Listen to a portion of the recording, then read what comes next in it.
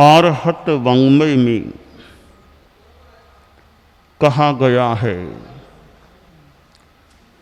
अधुवे असासयम्मि संसारम्मि दुख पौराए किं नाम होज्जतम कम्मयम जेनाहम दुग्गयिम न गच्छज्जा विजहित पुब्ब संजोगम न शिणेहम कहिंचि कुब्यज्जा अशिणेह शिणेह करेहिम दोष पवोसे हिं मुच्चये भिक्षु। हम जिस दुनिया में जी रहे हैं, इस दुनिया में दुख भी है, दुख प्रचुर है। हालांकि सुख भी मिलता है, परंतु दुख भी है। दुख क्या है? शास्त्र में कहा गया, जन्मम दुखम जरा दुखम रोगाय मरणानिय अहो दुखोहु संसारो जथ कीसंति जंतवो। आश्रय, जन्म लेना भी दुख है और बुढ़ापा भी दुख होता है। बीमारी हो जाए तो वह भी दुख है, मृत्यु भी दुख है। ये मुख्य मुख्य दुख संसार के हैं, जन्म, बुढ़ापा, बीमारी और मृत्यु। आदमी को यह सोचना चाहिए कि मैं दुखों से मुक्त कैसे बनूं। माना यह गया है, बताया गया है, इस जीवन के बाद भी हमारी आत्मा कहीं रहने वाली है। ऐसा नहीं कि यह जीवन पूरा हुआ और सब कुछ पूरा हो गया। शरीर भले नष्ट हो जाए, परंतु आत्मा मृत्यु के बाद भी कहीं रहती है। एक मनुष्य मर करके उसकी आत्मा देव गति में जा सकती है, नरक गति में जा सकती है, तिर्यंच गति पशु आदि की योनि में जा सकती है और वापिस मनुष्य भी बन सकती है। जब आत्मा का यह जन्म और मृत्यु का क्रम समाप्त हो जाए, तब आत्मा पूर्णतया सुखी बन सकती है। राजकुमार सुखों में रहने वाला, दुनिया की कई बातों को जानता भी नहीं था, आराम से महल में रहता था। राजमहल में ही थोड़ी पढ़ाई कर लेता था, बाहर विशेष जाता नहीं था। एक दिन उसके मन में आया, कुछ बाहर घूमूं, बाहर देखूं, शहर को देखूं। रथ की व्यवस्था की गई, राजकुमार को रथ में बिठाया गया, सारथी ने रथ को आगे बढ़ाया। शहर में राजकुमार रथारूढ़ अवस्था में घूम रहा था। मार्ग में एक आदमी दिखाई दिया, हाथ में लाठी थी, चेहरे पर झुर्रियां पड़ी हुई थी, सफेद बाल थे। धीरे धीरे धीरे धीरे चल रहा था। राजकुमार की दृष्टि उस आदमी पर पड़ी तो मन में आया कि मैं तो बहुत तेज गति से चल सकता हूं, दौड़ सकता हूं, यह आदमी ऐसे धीरे धीरे धीरे धीरे हाथ में लाठी लिए हुए यूं क्यों चलता है, क्या बात हुई? सारथी से ही पूछा कि यह आदमी ऐसे कैसे चलता है? तो सारथी बोला, राजकुमार महोदय, यह आदमी बूढ़ा हो गया है, 80 पार की उम्र का है, अब पैरों में क्षमता कम हो गई है, शरीर में कमजोरी आ गई है, इसलिए यह धीरे धीरे पांव रख रहा है, थोड़ा मुश्किल से चल रहा है। यह बुढ़ापा कारण बना है गति की मंदता का। तो राजकुमार ने सोचा, अच्छा बुढ़ापा क्या होता है? पूछा, अरे सारथी, बुढ़ापा किसे कहते हैं? अभी बुढ़ापा तो जब उम्र आ जाती है ना, 50, 60, 70, 80, 90, ये अगली जो उम्र है 80, 90 के आसपास की, वो बुढ़ापा की उम्र है। इस अवस्था में आमतौर से शरीर में प्रायः दुर्बलता आ जाती है। जवानी की अलग बात है, बुढ़ापे में स्थिति कमजोर हो जाती है। और बुढ़ापे में क्या होता है कि एक दोहा है, काना केसा लोयना कर गोडा दांता, एता माहे बिखो पड़े जोवनियो जानता।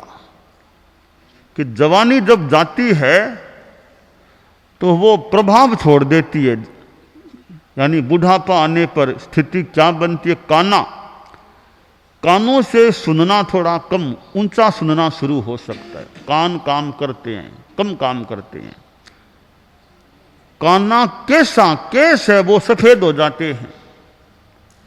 लोयना, आंखों में दृष्टि, देखने की क्षमता कम हो जाती है। कर, हाथ में ताकत उतनी नहीं रहती जितनी जवानी में होती है।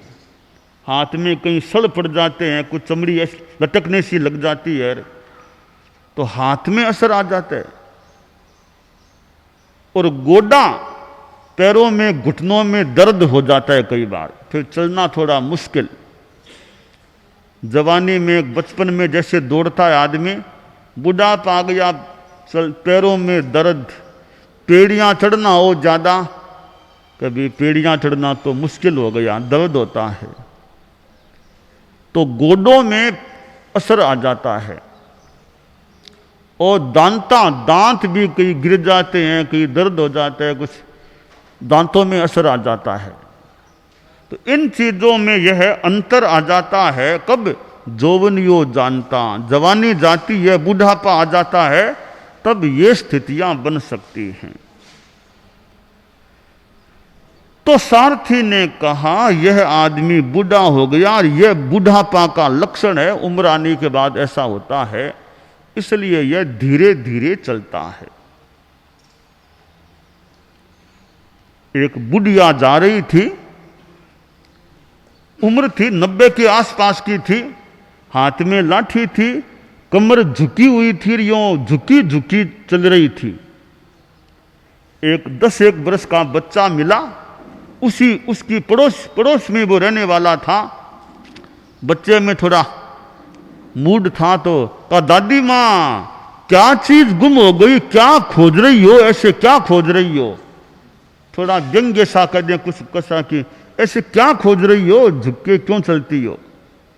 वो बुढ़िया भी थोड़ी यहाँ प्रबुद्ध महिला थी कि बेटा मेरी एक चीज गुम हो गई, एक चीज गुम हो गई, उसको मैं खोज रही हूं। क्या गुम हो गया? तो बुढ़िया बोली, गतम में यौवन मौक्तिकम, मेरा मोती गुम हो गया, मेरा जवानी रूपी मोती गुम हो गया, अब उसको मैं खोजती खोजती चल रही, मेरी जवानी कहां चली गई? तो जवानी जाने के बाद, बुढ़ापा आने के बाद शरीर की यह स्थिति बन सकती है।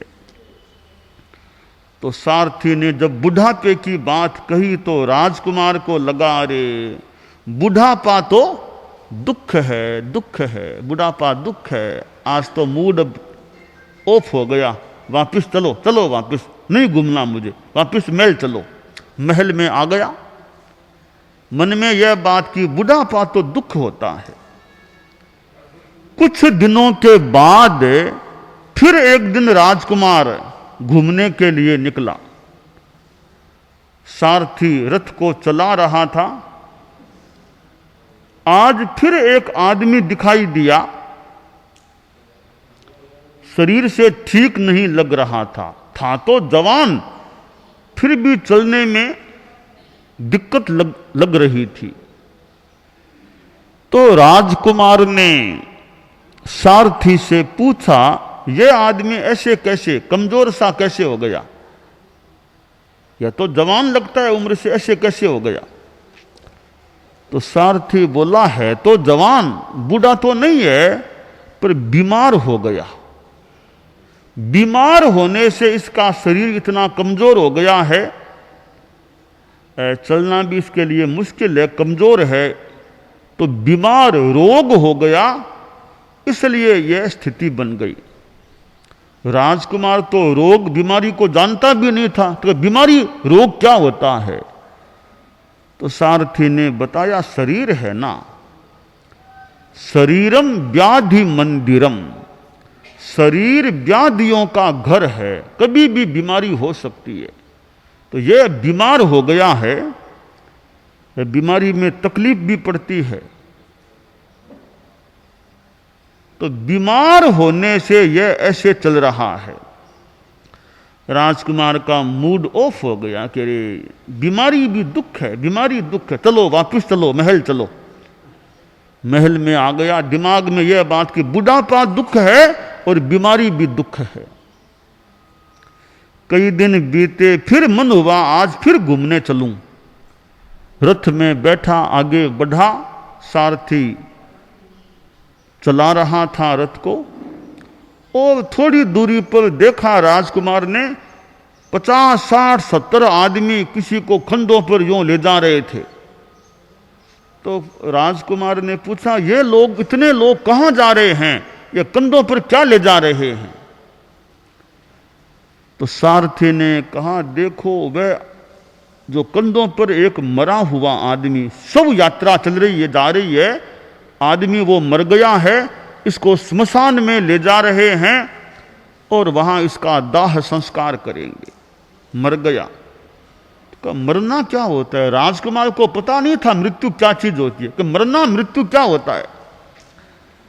तो सारथी ने कहा, आदमी जन्म लेता है, आयुष्य होने पर बड़ा होता है, फिर एक दिन देहावसान हो जाता है, चला जाता है, आगे अगली जगह चला जाता है, मर जाता है, फिर शरीर काम नहीं करता है, फिर उसको जो भी प्रक्रिया होती है कर देते हैं।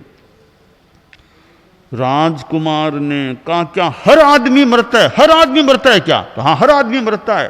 क्या मैं भी मरूंगा? सारथी बोला, मेरे मुंह से आप क्यों कहलवाते हो कि आप मरोगे? मैं क्यों कहूं आपको मरोगे? सब मरते हैं। अरे ये तो बड़ा दुख है, मरना तो दुख है, चलो वापिस चलो, महल में चलते हैं। लौट गया दिमाग में यह बात कि बुढ़ापा भी दुख है, बीमारी भी दुख है और मृत्यु भी दुख है। अब मन में जिज्ञासा हुई कि दुखों से, इन दुखों से छुटकारा कैसे मिल सकता है? वो मुझे कोई बता दे या मिल जाए रास्ता, दुखों से छुटकारा, दुख मुक्ति कैसे मिले। कई दिन बीते, फिर राजकुमार का मन हुआ आज और घूमने चले। बाहर निकला, रथ में बैठा हुआ था, सारथी चला रहा था रथ को। चलते चलते एक आदमी दिखाई दिया।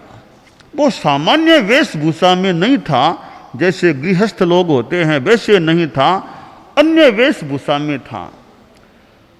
तो राजकुमार ने पूछा, रे ये आदमी अन्य वेशभूषा में कैसे, अलग वेशभूषा में?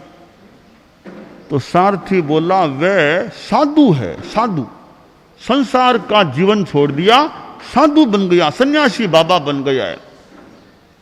तो कहा, सन्यासी साधु क्यों बना? कि दुखों से मुक्ति पाने के लिए, मोक्ष पाने के लिए, संसार के क्लेश दुख इन सब से मुक्त होने के लिए वह साधु बन गया है। राजकुमार को अपनी जिज्ञासा का समाधान आज मिल गया कि दुखों से छुटकारा पाने का रास्ता है साधु बन जाना, सन्यासी बन जाना। घूमने के बाद महल में आ गया, बस एक ही बात, बुढ़ापा दुख है, बीमारी दुख है, मृत्यु दुख है, इन दुखों से छुटकारा पाने का रास्ता है साधु बन जाना। तो मुझे भी साधु बन जाना चाहिए। राजकुमार ने परिवार को छोड़ा, महल को छोड़ा और निकल पड़ा साधना के लिए, संत बन गया। अब यहां एक बात है कि मान लें कि संत बनना दुख मुक्ति का रास्ता है, परंतु सारे लोग संत बन जाएंगे यह तो बात कठिन है। सारे तो संत बन जाएं संसार के आदमी, यह कठिन है। हमारे कई लोग संत बने हुए हैं, पर सारे तो बच्चे भी संत होंगे, पर सारे बच्चे तो संत नहीं बने हैं। तो क्या करें? संत तो नहीं बन सकते, घर में ही रहना होगा, गृहस्थ आश्रम में रहना है, गृहस्थ जीवन में रहना है। तो क्या करें? कुछ तो रास्ता बताओ दुख मुक्ति का, कुछ तो हमें भी लाभ मिले। तो उसका रास्ता है अनुव्रत, छोटे छोटे अच्छे नियम लो, जैसे सद्भावना, नैतिकता, नशा मुक्ति, कि मैं सद्भावना रखूंगा, जाति संप्रदाय आदि को लेकर दंगा फसाद, मार काट, हिंसा, हत्या, लड़ाई झगड़ा ये काम नहीं करूंगा। सबसे मैत्री भाव रखना, मानव मानव से मैत्री भाव रखना, बैर विरोध इन सब में नहीं जाना। यह सद्भावना भी एक दुख मुक्ति का मार्ग है, उपाय है।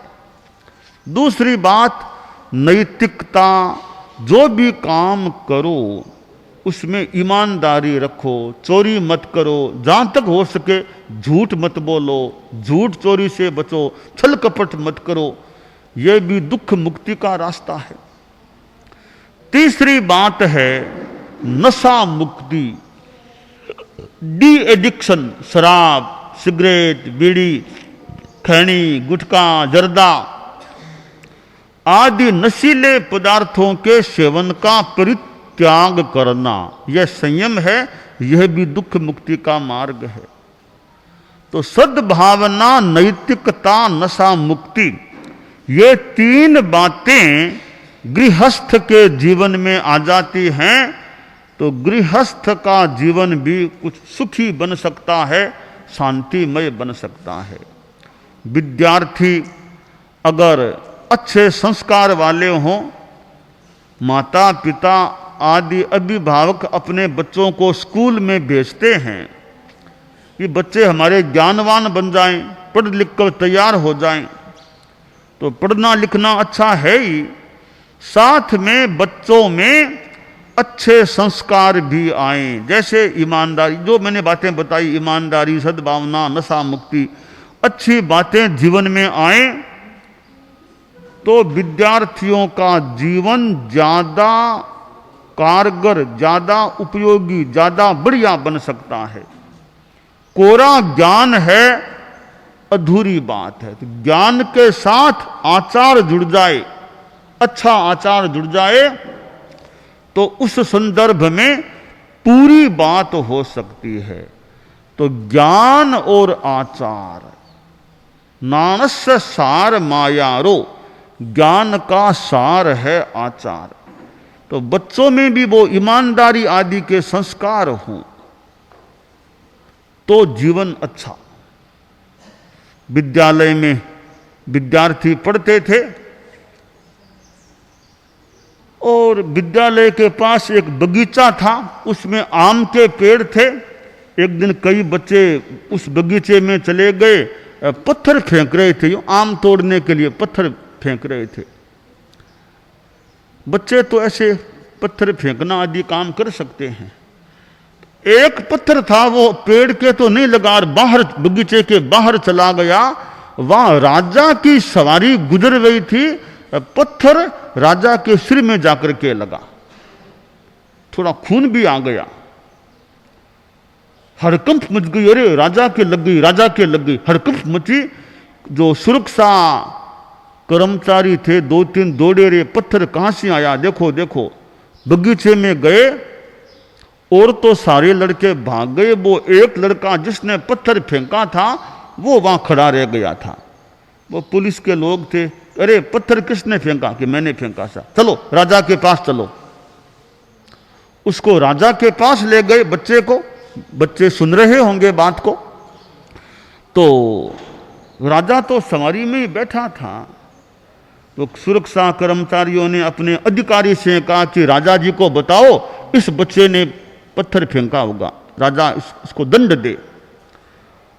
अधिकारी ने कहा क्या बताओ, राजा को बताओ तो जरूर। कहा महाराज ये बच्चा इसने पत्थर फेंका जो आपके लगा है। राजा तो महापुरुष था। बच्चे से पूछा, रे क्या हुआ, पत्थर किसने फेंका था?